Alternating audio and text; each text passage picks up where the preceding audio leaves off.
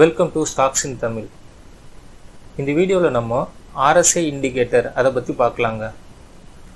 RSIயோட full form என்ன அப்படின்னு பார்த்தீங்கன்னா ரிலேட்டிவ் ஸ்ட்ரென்த் இண்டெக்ஸ். இது ஒரு மொமெண்டம் இண்டிகேட்டருங்க. RSI இண்டிகேட்டரை பொதுவாக எதுக்கு யூஸ் பண்ணலாம் அப்படின்னு பார்த்தீங்கன்னா ஒரு ஸ்டாக் ப்ரைஸோட ஓவர்பாட் ரீஜனையும் ஓவர்சோல்ட் ரீஜனையும் கண்டுபிடிக்கிறதுக்கு யூஸ் பண்ணலாங்க.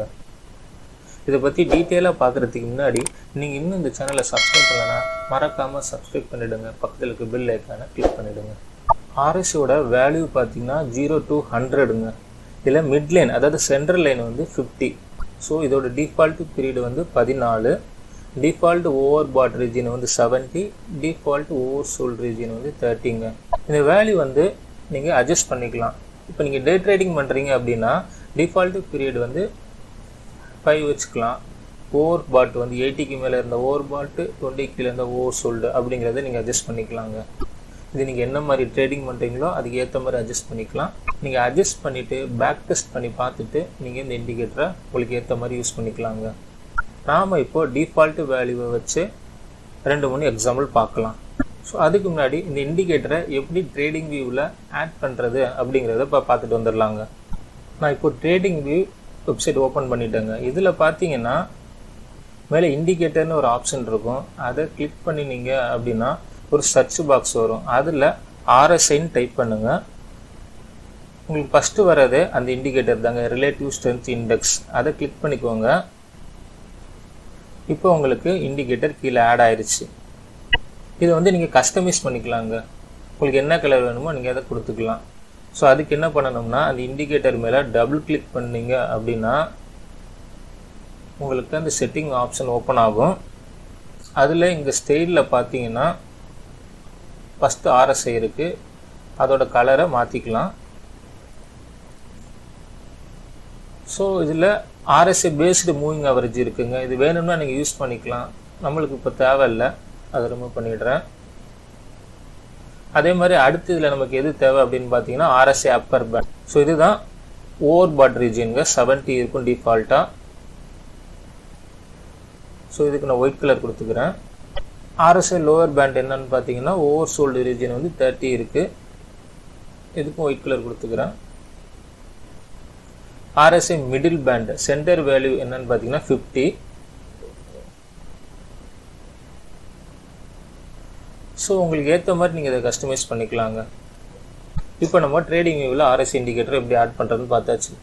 ஸோ இதை யூஸ் பண்ணி நம்ம எப்படி என்ட்ரி எடுக்கலாம், RSI இண்டிகேட்டர் நம்மளுக்கு எப்படிலாம் சிக்னல் கொடுக்கும் அப்படிங்கிறத இப்போ பார்க்கலாங்க. RSI இண்டிகேட்டர் எப்படிலாம் என்ட்ரி சிக்னல் ஜென்ரேட் பண்ணும் அப்படின்னு பார்த்தீங்கன்னா ஃபஸ்ட்டு ஓவர்பாட் ஓவர்சோல்டு ரீஜியனுங்க.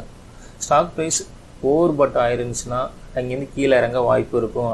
ஸோ அதனால் நம்ம ஷார்ட் செல் பண்ணலாம். அதே மாதிரி ஓவர்சோல்டுக்கு போயிருந்துச்சுன்னா அங்கேருந்து ஸ்டாக் ப்ரைஸ் மேலே போக வாய்ப்பு இருக்கும், அதனால் பை பண்ணலாம். அடுத்து பார்த்தீங்கன்னா டைவர்ஜென்ஸ். இது என்னன்னு பார்த்தீங்கன்னா ஸ்டாக் ப்ரைஸ் மேலே போயிட்டுருக்கும், RSI வேல்யூ கீழே போயிட்டுருக்குங்க. ஸோ இப்படி போகும்போது ஸ்டாக் ப்ரைஸ் கீழே இறங்க வாய்ப்பு இருக்கும் அப்படின்னு சொல்லிட்டு நம்ம ஷார்ட் செல் பண்ணலாம். ஸோ இதே தாங்க ஆப்போசிட்டு, ஸ்டாக் ப்ரைஸ் கீழே போயிட்டுருக்கும், RSI வேல்யூ மேலே இன்க்ரீஸ் ஆகிட்டு இருக்கும். ஸோ அப்படி இருக்கும்போது ஸ்டாக் ப்ரைஸ் மேலே போக வாய்ப்பு இருக்கும் அப்படின்னு சொல்லிட்டு பை பண்ணலாங்க. அடுத்து என்னன்னு பார்த்தீங்கன்னா ஃபெயிலியர் ஸ்விங். இது என்னன்னு பார்த்தீங்கன்னா RSI வேல்யூ ஃபஸ்ட்டு 30 வரும், மேலே போகும், மறுபடியும் 30 வராமல் 40லே ரிட்டர்ன் ஆகிடும். ஸோ இந்த மாதிரி போகும்போது ஸ்டாக் ப்ரைஸ் மேலே போக வாய்ப்பு இருக்கும் அப்படின்னு சொல்லிட்டு நம்ம பை பண்ணலாங்க. அடுத்து என்னன்னு பார்த்தீங்கன்னா சென்டர் லைன் கிராஸ் ஓவர். அதாவது RSI வேல்யூ 50க்கு மேலே போணுச்சுன்னா ஸ்டாக் ப்ரைஸ் மேலே போக வாய்ப்பு இருக்கும், RSI வேல்யூ 50 கீழே போணுச்சுன்னா ஸ்டாக் ப்ரைஸ் கீழே போக வாய்ப்பு இருக்கும். ஸோ இதை வச்சு நம்ம என்ட்ரி எடுக்கலாங்க.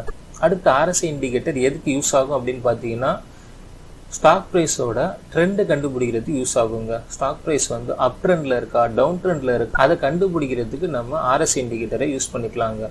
இது எல்லாத்துக்கும் இப்போ ஒவ்வொரு எக்ஸாம்பிள் பார்க்கலாம் வாங்க. ஃபஸ்ட்டு ஓவர்பாட் ஓவர்சோல்டு ரீஜனுக்கு எக்ஸாம்பிள் பார்க்கலாங்க. இந்த சார்ட்டில் பார்த்தீங்கன்னா RSI வேல்யூ இங்கே 70க்கு மேலே இருக்குது, அப்போது ஓவர்பாட் ரீஜனில் இருக்குங்க.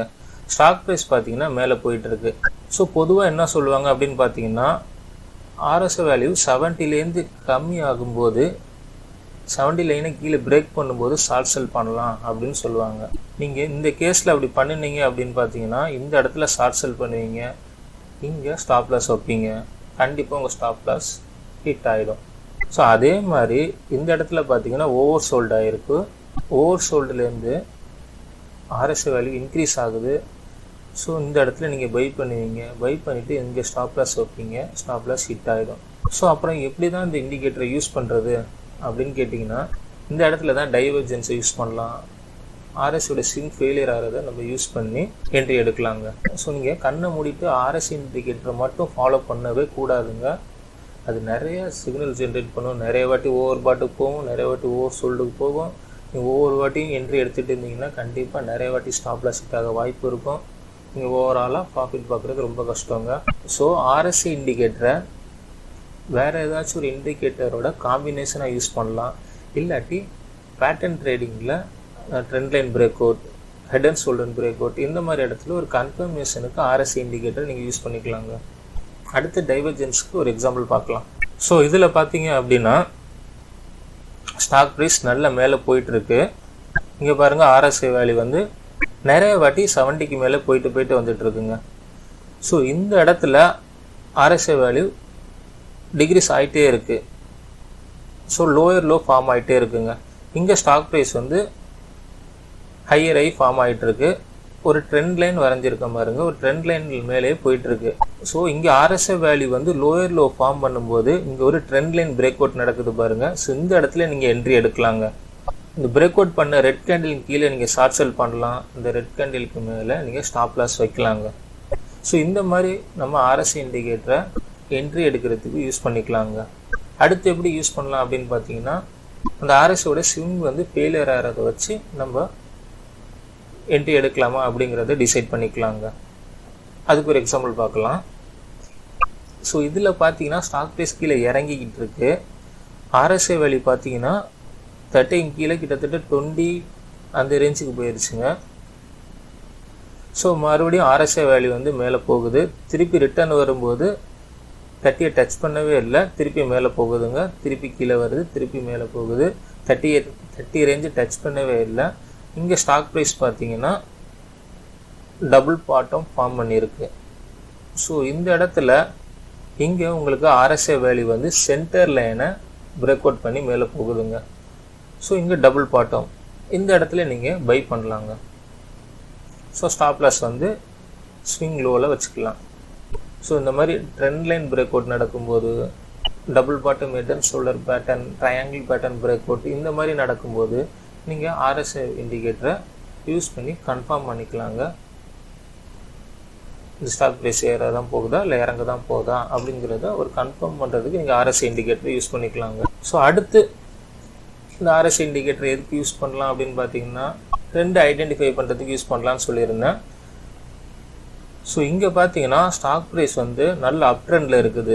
Higher high, higher high, higher low form ஆகிட்டு இருக்குங்க. இங்கே RSI வேல்யூ பார்த்தீங்கன்னா 40 to 80 ரேஞ்சுக்குள்ளே தான் இருக்குது, கீழே இறங்கவே இல்லை, கண்டினியூஸாக அப்லே தான் இருக்குது. ஸோ இப்படி இருந்துச்சுன்னா அந்த ஸ்டாக் ப்ரைஸ் வந்து நல்லா அப் ட்ரெண்டில் இருக்குது அப்படின்னு அர்த்தம். இதுக்கு அப்படியே ஆப்போசிட்டாக இருந்துச்சுன்னா ஸ்டாக் ப்ரைஸ் வந்து டவுன் ட்ரெண்டில் இருக்குது அப்படின்னு அர்த்தங்க. ஸோ பேசிக்காக RSI இண்டிகேட்டர் இப்படி தாங்க யூஸ் பண்ணணும். நீங்கள் கண்ணை மூடிட்டு RSI இண்டிகேட்டரை மட்டும் ஃபாலோ பண்ணினீங்க அப்படின்னா ஓவராலாக நீங்கள் ப்ராஃபிட் பார்க்குறது ரொம்ப கஷ்டங்க. RSI இண்டிகேட்டரை வந்து வேறு ஒரு இண்டிகேட்டரோட காம்பினேஷனாக யூஸ் பண்ணிக்கலாம். இல்லை பேட்டர்ன் ட்ரேடிங் பண்ணினீங்கன்னா அந்த இடத்துல ஒரு கன்ஃபர்மேஷனுக்கு RSI இண்டிகேட்டர் யூஸ் பண்ணிக்கலாங்க. ஸோ மெயின் வந்து ப்ரைஸ் ஆக்ஷனை தான் ஃபாலோ பண்ணணும். கேண்டில் ஸ்டிக்கோட ஸ்ட்ரென்த்து, வால்யூம், ஸோ இதெல்லாம் தான் ஃபாலோ பண்ணி நம்ம பை பண்ணலாமா வேணாமா அப்படிங்கிறத ஃபஸ்ட்டு கன்ஃபார்ம் பண்ணணும். RSI இண்டிகேட்டர் வந்து செகண்டரி தாங்க. என்னோடய கேஸில் பார்த்தீங்கன்னா நான் ட்ரேடிங் பண்ண ஸ்டார்ட் பண்ண புதுசில் நான் ஃபஸ்ட்டு யூஸ் பண்ணது RSI இண்டிகேட்டர் தாங்க. ஸோ RSI இண்டிகேட்டர் 80க்கு மேலே 70க்கு மேலே இருந்துச்சுன்னா ஓவர் சோல்டு அப்படிங்கிறத நான் தெரிஞ்சுக்கிட்டேன்.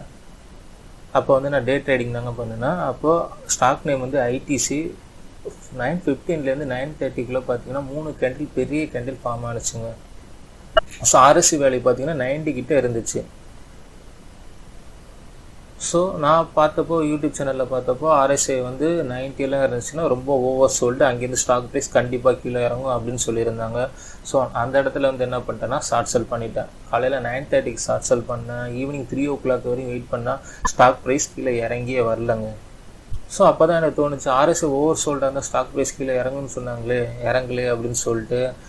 ஸோ நான் வந்துட்டு மறுபடியும் ரிசர்ச் பண்ணி பார்க்குறப்ப தான் தெரிஞ்சிச்சு, கண்ணை மூடிட்டு RSI இண்டிகேட்டரை மட்டும் ஃபாலோ பண்ணக்கூடாதுங்கிறத அப்போ தான் நான் தெரிஞ்சுக்கிட்டேன்.